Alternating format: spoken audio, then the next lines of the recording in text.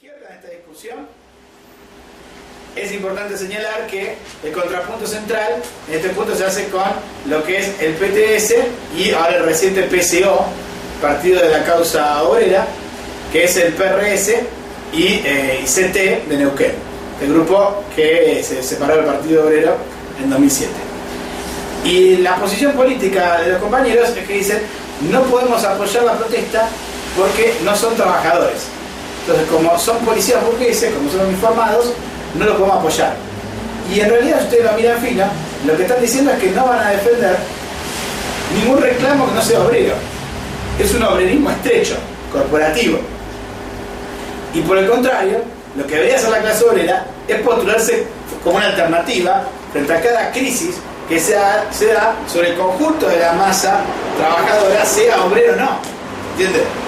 Obrero, proletario, en términos de Marx, viene justamente de que el trabajador no tiene más que su prole para vivir, es sus hijos como fuerza de trabajo, su fuerza de trabajo y la de su familia para poder subsistir. De ahí viene el término. Y justamente en esta discusión, proletario viene asociado también a su relación real con el capital. La discusión acá no es que son proletarios, la discusión acá es que es una masa explotada, forma parte de la masa laboriosa. ¿Entienden? No es un obrero, no es un proletario, pero es un asalariado, es un empleado.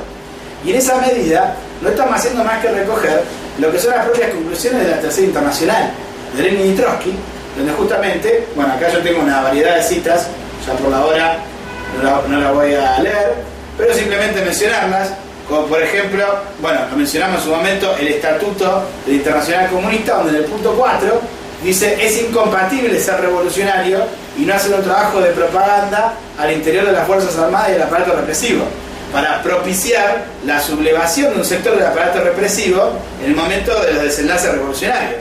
Nosotros, cuando salgamos, si efectivamente nos planteamos el problema del poder, en algún momento vamos a disputar que el gobierno de las organizaciones obreras pueda hacerse con el mando de la nación.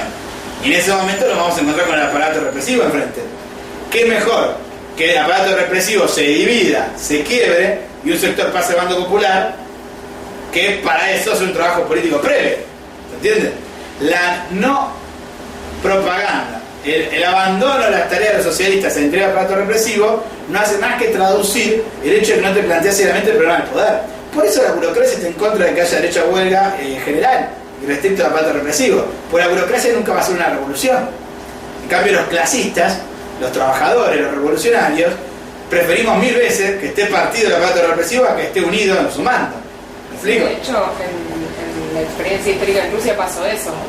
Hubo un sector del ejército, digamos, de los soldados que se bueno, se lo puede explicar un poquito mejor, pero hubo un sector importante de los soldados que se pasó, digamos, que se rebeló, digamos, contra el zar y se pasó cuando los revolucionarios.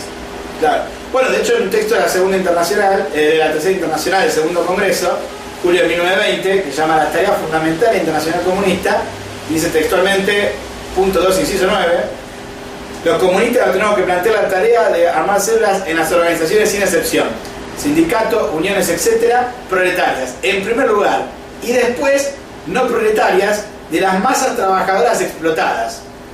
¿Ya no acabo de decir? Masas trabajadoras explotadas. Y aclara, ya sean políticas sindicales, militares, cooperativas, posescolares, deportivas, etc. Deben ser formados grupos o núcleos comunistas con preferencia legalmente y sin ser de forma ilegal. O sea que la propia Internacional Comunista lo plantean como masas trabajadoras explotadas no proletarias. Claro, en ese punto está el trabajador como puede ser, como decíamos, un gerente que cobra un sueldo, o como puede ser un comerciante. Un comerciante es un trabajador no asalariado, ¿entiendes? Pero forma parte de la masa explotada porque la sociedad capitalista descarga sobre él los costos de la producción. Entonces también en ese lugar, también tenés la pequeña burguesía explotada que no tiene un mango y se le funde kiosquito y todo lo demás. Son gente que trabaja, ¿entiendes? Masas laboriosas, no son proletarias.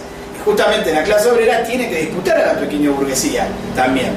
Entonces desde ese lugar es que nosotros nos paramos a la hora de discutir este problema. La sublevación de los represores es algo que nosotros hacemos en interés no de los represores, de la institución de la represión, sino en interés de los trabajadores contra el aparato represivo.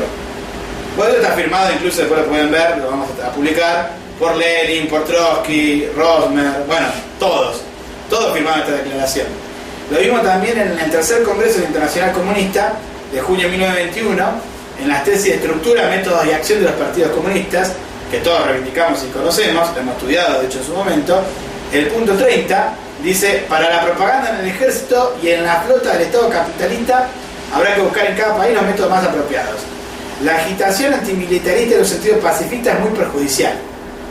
El proletariado, por el contrario, tiene que aprovechar de estas instituciones: ejército, sociedad de preparación militar, milicia para la defensa de los ciudadanos, para ejercitar militarmente a los obreros de cara a la lucha revolucionaria. La agitación intensiva no debe, por lo tanto, estar dirigida contra la formación militar de la juventud y los obreros, sino contra el orden militarista y contra la arbitrariedad de los oficiales. La antítesis de clase que se pone de manifiesto en los privilegios materiales de los oficiales, 50 lucas, 5 lucas el de más abajo, y los maltratos infligidos a los soldados, debe ser comprendida por estos últimos. Además, en la campaña destinada a la agitación a los soldados, es preciso destacar claramente hasta qué punto todo su futuro está estrechamente ligada a la suerte de la clase explotada. Y bueno, después también el programa de acción, de trabajo y de acción del Partido Comunista Francés, escrita por León Trotsky, miro la cámara, escrita por León Trotsky, ¿no? Que está el debate si Trotsky esto o lo otro. En el punto 8 del programa que él propone y él firma y él presenta, dice: la propaganda antimilitarista deberá diferenciarse claramente del pacifismo burgués hipócrita e inspirarse en el principio del pertrechamiento del proletariado y el desarme de la burguesía. O sea, nuestra propaganda antimilitarista tiene que estar nítidamente diferenciada de Pino Solanas, básicamente. Y tiene que estar asociado al armamento obrero contra la burguesía. En su prensa en el Parlamento, en toda ocasión favorable, los comunistas apoyarán las reivindicaciones de los soldados, preconizarán el reconocimiento de los derechos políticos de estos. Bueno, en fin. Igual, para ser claros, nosotros no queremos hacer discusión talmúdica, cita contra cita, ¿entendés? Si hacemos así, estamos hasta el año 1600, pero es un dato político. Pues justamente, a falta de argumentos, el PTS nos sale con citas, ¿no?, bíblicas, diciendo no, porque acá se dijo que, etc. Y nosotros no se la vamos a dejar pasar. La clarificación en el terreno doctrinario es fundamental para que los militantes revolucionarios sentamos respaldados por la experiencia histórica de la clase obrera. No es que esto arrancó ahora, hicimos, uy, un milico sublevado contra la cúpula, ¿qué hacemos? No, es un programa original y específico, no es siempre igual, pero hay una experiencia histórica que nos sirve para apañarnos y poder partir de esas conclusiones para avanzar, ¿se entiende? Por el contrario, en el PTS lo que hay es una denaturalización, una falsificación, y lo decimos con todas las letras, de lo cual es la política militar proletaria. Hay una falsificación. Y ellos tratan de reducir el debate a una política meramente anarquista. De hecho, si ustedes leen sus declaraciones, dicen: solamente se podrá ganar un militar, bla, bla, cuando la clase obrera, por medio de su autoorganización armada, o su comité de autodefensa y todo lo demás, tengan la capacidad de fuego para enfrentar el Estado. Y entonces, a partir de que por medio de su capacidad de fuego se enfrenten con el aparato represivo, los militares dirán: bueno, me conviene más pasarme al lado del pueblo antes de quedarme acá porque si no me van a chular. Entonces, sobre la base del miedo a la intimidación física, dice el PTS, solamente así se podrá ganar a sectores del ejército. Es antipolítico. Claro, lo cual es un planteo antipolítico. Es un planteo antipolítico y es... Sí, bueno, e incluso militarista, digamos, un planteo militarista, porque es absolutamente contrario a la política comunista, que es el hacer un trabajo de zapa persistente, sistemático, de guerra ideológica contra el aparato represivo, mostrándole a los propios represores que ellos son víctimas de ese aparato represivo también, y que no tienen ningún futuro por medio del mismo. Y discutiendo a los trabajadores que discuten a sus familiares, que también hay en el aparato represivo, que no tienen que de ninguna manera reprimir al pueblo, porque en la casa están todos, ¿entiendes? Lo que no está en la casa de los trabajadores es la cúpula militar, que seguramente estará en la casa de los curas, en la casa de los patrones, ¿entiendes? Pues la misma casta familiar también. Pero los trabajadores son los que ponen sus hijos para la gendarmería de la prefectura buscando un ascenso social. Y hay que explicar por el contrario, que tienen que romper con el mando y que el futuro de esos represores tiene que estar asociado a acabar con la función de represión, a acabar con el aparato represivo y sumarse a las masas laboriosas. Que esa tiene que ser la función, por el contrario, de la agitación socialista. No es que la agitación socialista es, si tenés un primo gendarme, matalo. ¿Entiendes? Eso es perder la posibilidad de hacer un trabajo de agitación socialista en oposición al aparato represivo.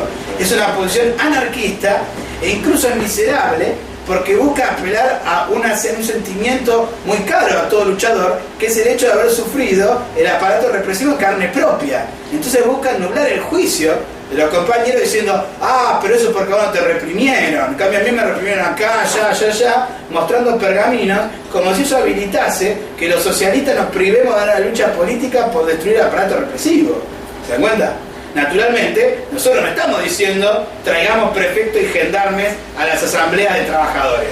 No, estamos diciendo organización clandestina y separada de las células que organicemos dentro del aparato represivo para debilitar el aparato represivo y preparar las condiciones para quebrarlo. ¿Se dan cuenta? Repito, no estoy diciendo invitemos a gendarmería a que venga, invitemos a prefectura a que voten en los congresos con nosotros. No, estoy diciendo organización separada y clandestina de esos efectivos que nos permitan atacar al aparato represivo y sumarlos a los reclamos obreros desde ese lugar. ¿Se dan cuenta? Y esa fue la experiencia histórica, como decía la compañera. El PTS, que tanto se jacta de estrategia soviética, debería recordar que los soviets eran justamente de obreros, de campesinos, entre los campesinos incluso pequeños propietarios, no solamente campesinos como trabajador rural o como propietario individual, sino un tipo que también incluso tenía algo de mano de obra asalariada o familiares trabajando a cargo. Eso fue la primera parte de la Revolución Rusa. Y a su vez soldados que no solo eran conscriptos, sino que también había gente que tenía el trabajo por elección, por profesión, no solo conscriptos. Y ese es el otro debate, porque el PTS plantea que se puede impugnar toda la teoría militar marxista porque eran conscriptos antes. Entonces, hasta que no haya conscriptos, como entran por vocación, no se lo puede cambiar. Bueno, acá vimos claramente que acá está discusión. Y nuestro problema, compañeros, no es la transformación individual de la persona. Ese es el último problema. Que el tipo diga, che, es verdad, soy un garca, vivo de reprimir trabajadores. El problema central es mostrarle que su interés está en oposición al aparato represivo y que por lo tanto tiene que reclamar para sí toda la posibilidad para poder protestar contra ese aparato represivo. Y nosotros vamos a apoyar en la medida que sea un reclamo en oposición al aparato represivo. Cuando Gendarmería y Prefectura salga a reclamar por mejores armas, mejor espionaje, ahí no te puedo acompañar. Porque esas armas que vos pedís en nombre de defender a la nación o todo lo que sea, yo tengo muy en claro que el día de mañana lo vas a usar contra nosotros. ¿Entiendes? Ahí no te puedo acompañar.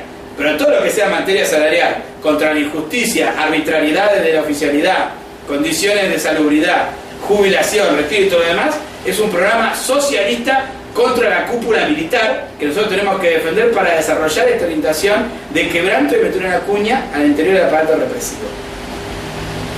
Por último, la cita famosa esta,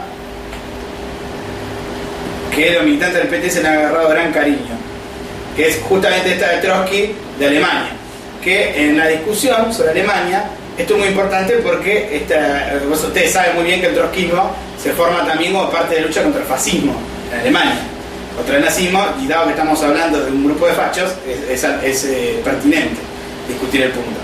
Bueno, fíjense, la discusión política en Alemania era que justamente hay una cita que el PT se recorta de forma malintencionada, donde Trotsky señala que la policía, por más que tenga base popular, por más que se tome para dotarse de elementos de parte de los trabajadores, donde muchos de ellos eran socialdemócratas, la policía no es obrera, sino que es un miembro burgués, es un uniformado burgués.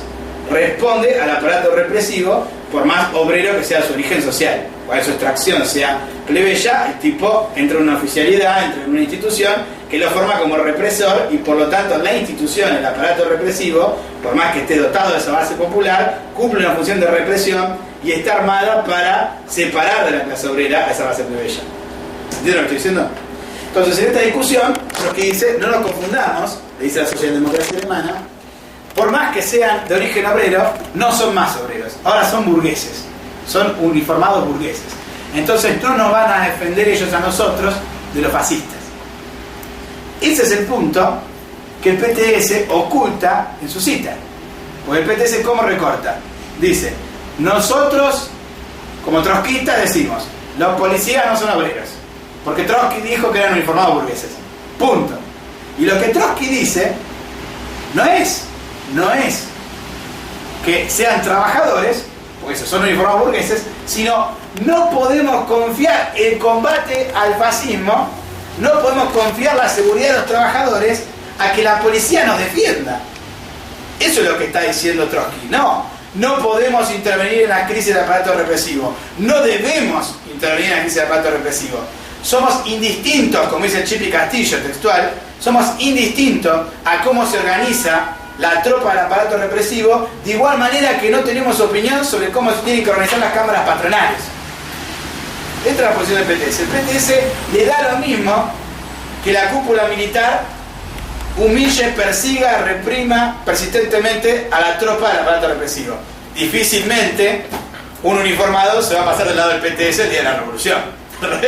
Le va a tener bastante bronca por no haberse solidarizado nunca contra la cúpula militar. ¿Se dan cuenta? Por el contrario, lo que dice Trotsky es esto: las organizaciones obreras de Alemania, organizaciones obreras ejemplo a nivel histórico, el proletariado más consciente, más organizado, con sus sindicatos, sus partidos, incluso sus milicias, era el proletariado alemán. Eso estamos hablando en el 33. Y justamente en esta discusión es donde Trotsky dice: los obreros no tienen que pedirle la escupidera al Estado, tienen que defenderse. Una cosa es denunciar que el Estado permite el libre manejo de las patotas de los fascistas, que eso es lícito. El Estado apaña las patotas de Hitler, no les pone un límite, correcto. Incluso tiene que ser usado como una herramienta de denuncia del gobierno. ¿Se entiende? No solamente decir está pasando este hecho delictivo particular, sino el gobierno está permitiendo el avance del fascismo. Eso es correcto totalmente. Ahora, limitarnos a decir Estado interven, que era la consigna de la socialdemocracia. No la voy a leer en alemán porque no me sale. Pero digo, Estado interven era la consigna. Lo único que hace es mantenernos maniatados ante el avance del fascismo. Las organizaciones obreras, por el contrario, dice Trotsky, tienen que romper con la burguesía y los republicanos que quieren acotar la lucha contra el fascismo al marco institucional democrático, el famoso Frente de Hierro, y con los republicanos burgueses, y por el contrario, tienen que hacer uso de su propia autodefensa para ponerle coto y desarticular las patotas fascistas. Al fascismo no se le discute, se lo combate, dice Trotsky. E incluso Trotsky sigue el análisis. Yo acá lo tengo entero, lo podría leer, pero bueno, el que lo quiera ver se lo da paso. Está en el texto y ahora, en el compilado de la lucha contra el fascismo, en el apéndice punto 1 de la socialdemocracia. Ahí tienen la Biblia para poder leerla. Incluso sigue la discusión y Trotsky dice, incluso si queremos que la policía nos apoye, está especulando Trotsky ya, dice, si queremos que la policía se pase de otro lado, primero nosotros le tenemos que parar el carro a los fascistas. Porque el policía no es boludo, dice, si los obreros no le pueden parar el carro a los fascistas, no me voy a meter en el medio, porque el día de mañana van a elegir los fascistas y me la van a venir a cobrar. Entonces, si quiero incluso que me apoye un sector del aparato represivo contra los fascistas, dice Trotsky, primero vayamos nosotros y paremos el carro, y ahí vamos a poder lograr las condiciones militares para ganarnos el respeto de ser una posible alternativa de poder, y ahí parte del aparato represivo va a decir, epa, estos están yendo para adelante. Si no estoy con estos, me va a pasar, si estoy con los fascistas, esto cuando gobierne se van a acordar. ¿Se entiende? Entonces, esa es la discusión política, el sentido político, histórico, genuino de la frase de Trotsky. Trotsky mismo, insisto, fue el que propuso en el programa para el Partido Comunista de Francia el trabajo al interior de las Fuerzas Armadas, porque es una condición política sine qua non del socialista, del marxista, saber que el aparato estatal es una máquina de opresión que traduce a su interior la lucha de clases. No es marxista quien no pretenda que el aparato represivo tenga lucha de clases interior.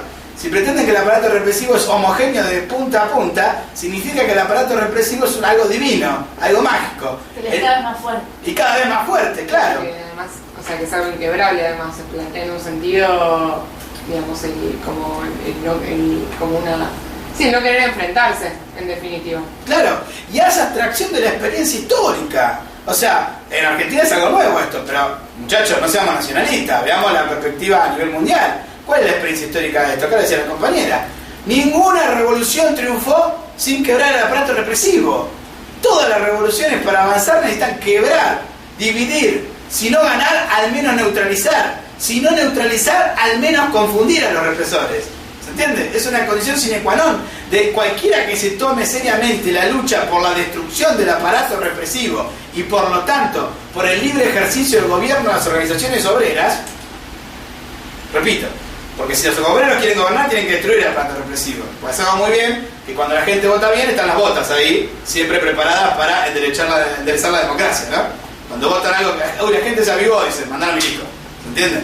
Entonces, si queremos el libre ejercicio de la democracia obrera, si queremos el libre gobierno de las organizaciones obreras, tenemos que plantearnos seriamente la tarea de la destrucción del aparato represivo y por lo tanto, insisto, entender que no es un problema solamente militar. Trotsky dice, en la historia de la Revolución Rusa, que la guerra civil no es una guerra contra el ejército, sino para ganar una parte del ejército. La guerra civil es para ganar una parte del ejército. ¿Ganarlo a qué? ¿A más represión? No, a que se termine el aparato represivo. ¿Se dan cuenta? Por eso el problema de dividir, neutralizar, confundir y ganar un sector del aparato represivo para que prospere la lucha revolucionaria. Lo contrario es un planteo netamente foquista, que es el hecho de pensar que a campo descubierto, mano a mano, aparato contra aparato, la clase obrera va a poder desarrollar igual o mayor capacidad de fuego que el aparato del Estado capitalista, que por definición tiene el monopolio del aparato represivo. ¿Se entienden? Y eso es un planteo a su vez ahistórico. Nunca pasó que mano a mano se ha derrotado. Se lo derrotó sobre la base de ganar el apoyo popular y dividir el aparato represivo. Esa es la experiencia histórica concreta. Y por último, para terminar, con respecto a la experiencia concreta de la bancarrota capitalista. Acá hay un asunto que hay que pensar, que no siempre presente, que acá estamos discutiendo protestas al interior del aparato represivo en el marco de la bancarrota capitalista internacional. Y esto es muy importante, con un debate que hay con Astarita, Rolando Astarita, donde justamente tiene una posición de tuerto, porque reconoce... ¿Quién es? ¿Cómo? ¿Quién es? Rolando Astarita es un docente, ex militante del MAS, que forma parte de, lo llama economista de izquierda, ¿no? No, están las habilidades intelectuales del FIP. Pero no era economista de izquierda él. Estaba vinculado a economista de izquierda, escribe para Guerrier, escribe para Herramientas, escribe para varios. Eso es un docente intelectual autoproclamado marxista que está en contra de la izquierda o no milita en la izquierda. Anticatastrofista. Bueno, claro, y lo que lo distingue es que él es el anticatastrofismo total, pues escribió un texto donde explica que el programa de transición está mal porque piensa que la catástrofe va a perdurar, etc. O sea, planteando básicamente que el capitalismo no lleva a su bancarrota, sino que si la clase obrera no interviene en la bancarrota capitalista, el capitalismo siempre se regenera. El capitalismo será eterno a condición de que la clase obrera lo derribe. ¿Entienden cómo es el concepto? O sea, niega la tendencia a la catástrofe del propio sistema capitalista y por lo tanto a la disolución. ¿Entienden? Mistifica la capacidad del capitalismo para perpetuarse eternamente. Pero el capitalismo nunca se va a derrumbar.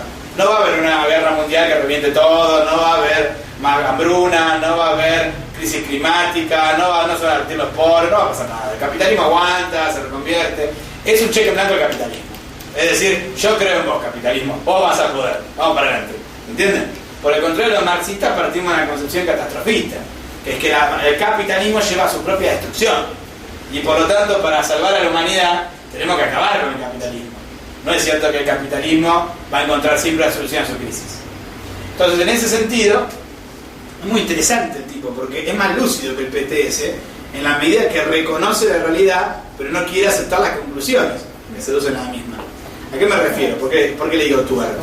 Bueno, porque justamente, cito, en su declaración, él pone: en Portugal, el Sindicato Unido de la Policía planteó que estaría del lado de los manifestantes. Esto es la protesta de los últimos años a partir de la crisis. Porque somos ciudadanos antes que policía, dicen las declaraciones públicas.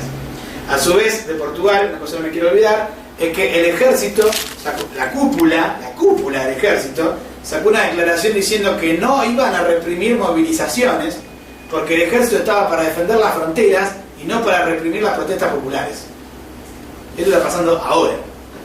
Esto es un evento, un fenómeno de la bancarrota capitalista.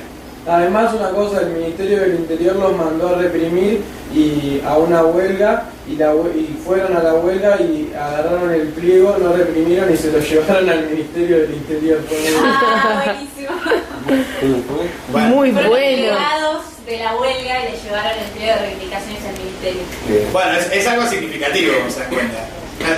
Son cosas que llaman a la reflexión, porque te rompen el esquema en la cabeza, te dicen, o sea que hay lucha de clase dentro del aparato represivo, sí hay y la tenés que desarrollar vos si sos revolucionario.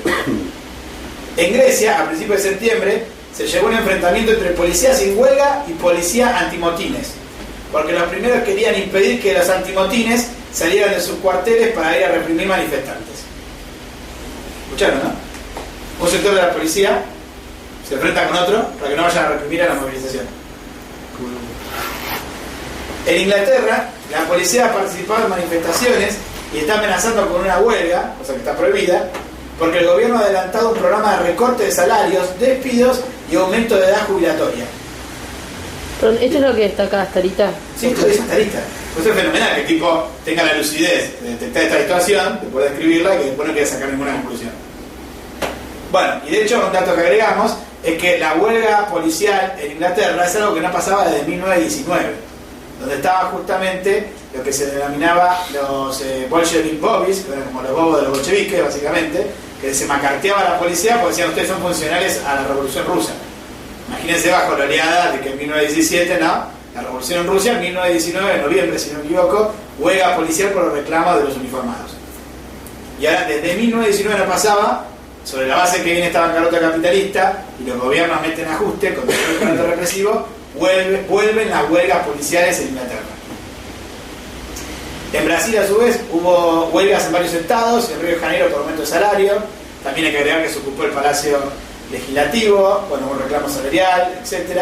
Después ahí también estuvo vinculado con lo que era el reclamo de reforzamiento del aparato represivo, para saber distinguir esta naturaleza de los reclamos. Después en Bolivia hubo acuartelamiento y manifestaciones por reivindicaciones salariales y una cosa que no hay que olvidarse nunca, que en 2003, en octubre de 2003, en Bolivia hubo un enfrentamiento armado en la plaza de gobierno, en Murillo, ¿no? Sí.